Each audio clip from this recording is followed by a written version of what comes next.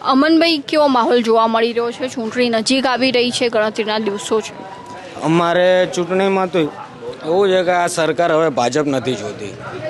એનું રીઝન છે કે અમારા એરિયાઓમાં નશાબંધીઓ બહુ છે. અહીંયા પાછળ એટલી હદે ખુલ્લે આમ દારૂ વેચાય છે, કોઈ પોલીસ ધ્યાનમાં નથી લેતી. કેટલાય સમયથી અમારા કેટલાય યુવાનો દારૂમાં એક્સપાયર પણ થઈ ગયા છે.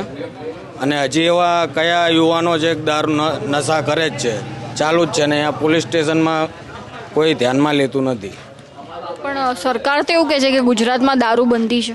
દારૂ બંધી છે તો ભાઈ દારૂ મળે છે શું કામ?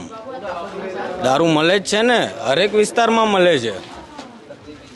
કોઈ એની ઉપર કોઈ કાર્યવાહી જ નહીં કરતું. ખુલ્લે આમ દારૂ વેચાય છે. અહીંયા જીવરાજની આગળ જ વેચાય છે, ખુલ્લે આમ રિક્ષાઓમાં ખુલ્લે આમ વેચાય છે. પાછળ જાઓ પાઠામાં, જુવાપુરામાં નાના છોકરાઓ અમારે અહીંયા વ્યસનથી એક્સપાયર થઈ જાય છે.